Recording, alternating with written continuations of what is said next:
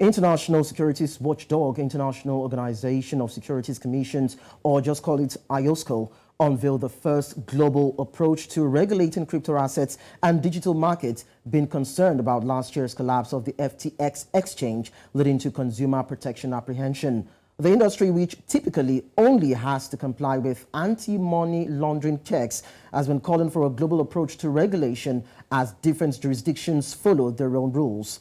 These calls prompted intervention from regulators worldwide, who said rules were needed for crypto conglomerates that combine many activities under one roof with few safeguards for customer assets to stop conflicts of interest. The watchdog aims to finalize standards by year-end and expects its 130 members worldwide to use them to plug gaps in their rulebooks, so eliminating fragmented regulation and the ability of firms to play off regulators against each other. So joining me from London, UK, is Ola Atose, who is the founder and CEO of KoinKoin. Thank you so much, Ola Atose, for joining us once again. Thank you for having me.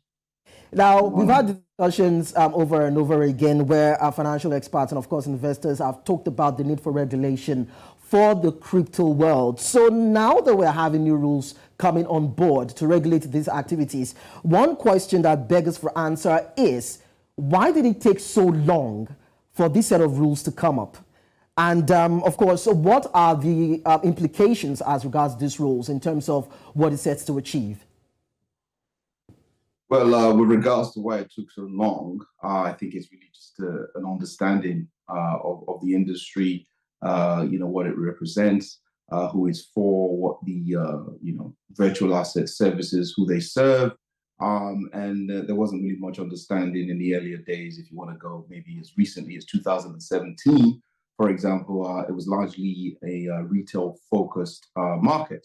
And some people believe it's still largely a retail-focused market. So the understanding of what crypto assets represent to the wider market is only just coming to focus following the FTX saga. And as a result, IOSCO, as you mentioned, are looking to put forward a global standard, given that virtual asset services providers exist almost everywhere, all over the continent. One of the points they mention is a conflict of interest, where I think they're specifically citing things that happened with FTX, specifically things like, trading and obviously management of client funds, and obviously the conflict of interest between doing both exercises. So their view is if virtual assets are deemed to be securities, then existing regulations for your traditional securities should really apply. And I think that's sort of the view that IOSCO has, and they're sort of trying to take the initiative to make sure that crypto asset providers, virtual asset services providers, or if you like, digital asset services providers, come within that scope and are able to sort of manage and effectively, protect client funds, and ensure the necessary, if you like, Chinese walls exist within the businesses that offer these services. So I think because now there's more understanding of the sort of volumes of flow you're seeing in, in our industry. Now there's more understanding of sort of the services, we're able to provide, whether it's to the corporate world, some of the services we offer in that corporate OTC space. IOSCO is now cognizant of that, and they actually want to play a part in ensuring, regulations exist. Let's look at the issue of the protection of clients' funds. That's been a big issue for investors who actually lose funds when there's crypto volatility, or maybe when somebody engages in a fraudulent activity that affects the funds of the investors. We also have issues with money laundering and, of course, finance terrorism as regards crypto activities, as it were. So looking at this set of rules that you are privy to that is new and would eventually be ratified very soon, do you think they are adequate enough in dealing with those challenges that we have identified? And talking about implementation, how do you think that the regulators will be able to ensure that in terms of implementation, it is done with due diligence and it addresses these vices front on? I really think it's good that you mentioned that point around counter-terrorist financing and anti-money laundering. A lot of us already have policies in place and due diligence is in place to ensure that any of the clients we onboard of following, that regime of AML and CTF. And of course, we expect that to continue. That is the norm, for most financial services. Again, I say that as someone who spent a very long time in financial services. The view, and I think the view with a general understanding, is a lot of people who provide these services in terms of digital asset services, a lot of them aren't necessarily financial services savvy. They don't really have much appreciation or understanding around, what the complications are around regulations and why you need to have them.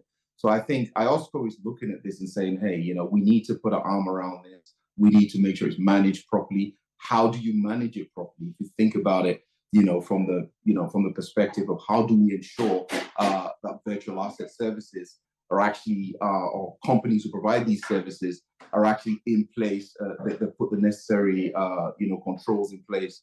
How do we actually do that? Well, there are a number of ways of doing it. Of course, IOSCO may have, ways by which they want to manage, things like, as I mentioned earlier, conflict of interest, insider trading, and all these other, bits and pieces which affect or which cause these issues, that companies like FTX had.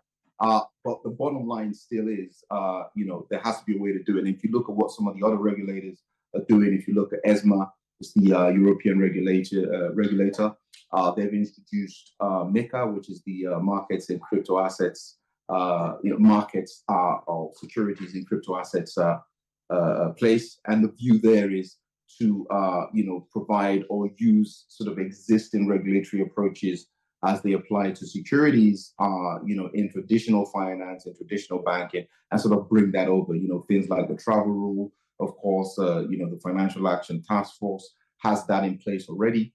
So these are sort of things that exist already, which virtual asset services providers could be made to provide, right? So these are the things that will ensure, to answer your earlier question, that, crypto asset service providers are actually doing the necessary and following these regulations. So this is, again, because I've seen it work in traditional finance, I have an appreciation of how it's supposed to work. I'm very, very cognizant, and I'm certainly, and from my perspective, I can actually see it working. I can see the regulations offering some sort of, benefit to service providers like ourselves to be able to provide, our services in a safer, environment. So. All right, so we've seen issues where there's been crypto problems for these crypto service providers. Talk about blockchain, talk about different crypto platforms, as it were, that have gone through certain situations in terms of collapsing, having to fall at some time and rise, and investors not willing to plug their funds into their crypto platforms. And these are big challenges for these platforms. Now, with this set of rules coming on board, does it mean that these platforms have learned their lessons? Does it mean that the regulators have also learned their lessons from what has happened in the past in terms of volatility and the fragility of the crypto universe? Well, I mean, it depends, right? So there are a variety of services which, for example, we provide in terms of the over-the-counter services we provide, using stable coins, across the African continent. That service isn't perhaps affected by the volatility of investment-grade coins like Bitcoin or Ethereum, for example, right? So the services, again, some of those services that we provide, remove us from that sort of world of crypto volatility, what's happening with Bitcoin today, what happened with it yesterday. So the view is the regulators, in my opinion, are having to take, a sort of bird-eye view, look at all types of services that are being provided and provide a regulatory umbrella for all of those services.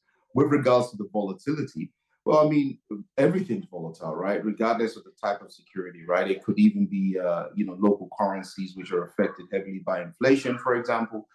It could, be equities, which are affected by moves and sways in the market. Could be bonds, which are affected by, nations or sovereign nations and what's actually going on with them. For example, now if you look at what's going on in the United States with the debt ceiling, that's having some sort of impact on global markets.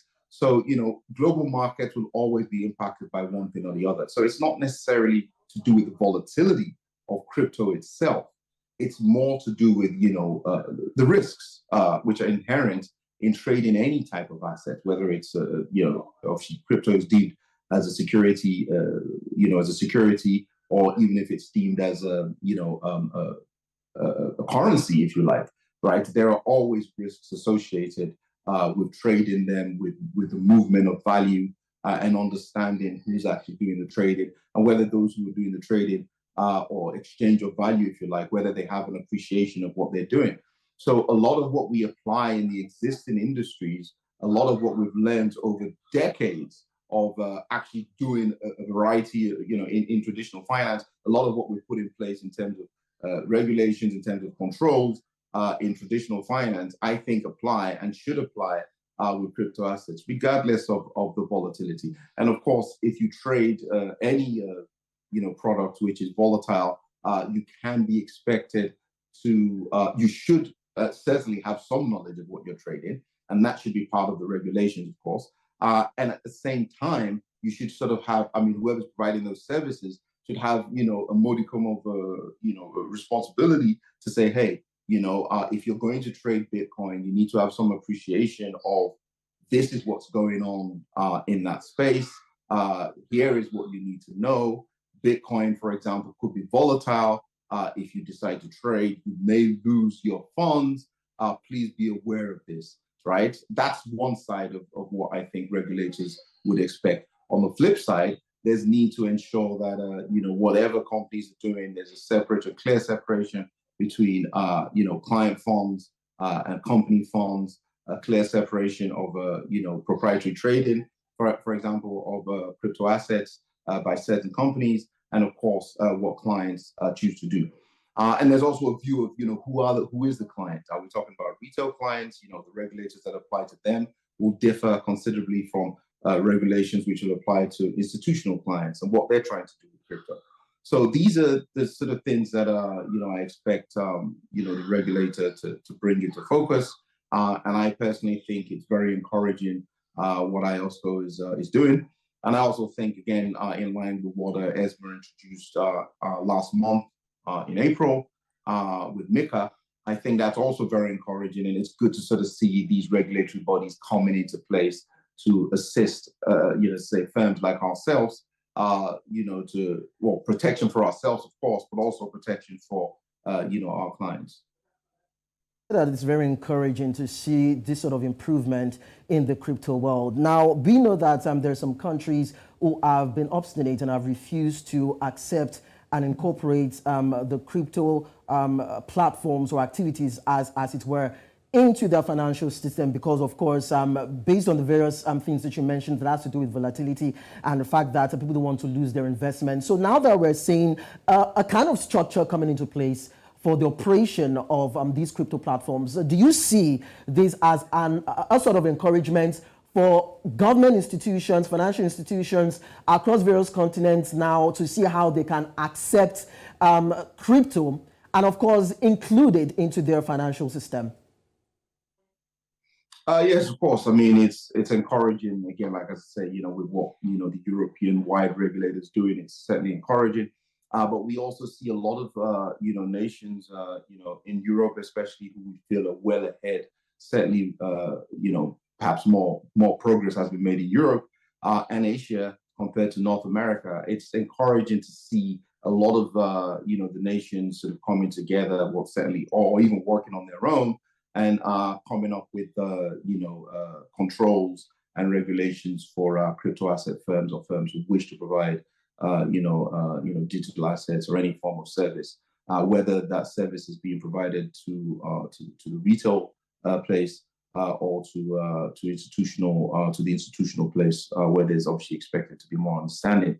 But that said, as I mentioned earlier, the view is we're now at a point where there's more maturity in the space. There's an understanding now that we haven't had, that I would say, the financial space didn't have pre-FTX, right? So as much as FTX in and of itself was a very unfortunate event, it's now, if you want to use the term, it's moved things forward a lot quicker in terms of, getting these global watchdogs and these regulators to sort of take an interest and provide what exists already in traditional finance in terms of regulations, control frameworks. And again, my view is it should be welcomed.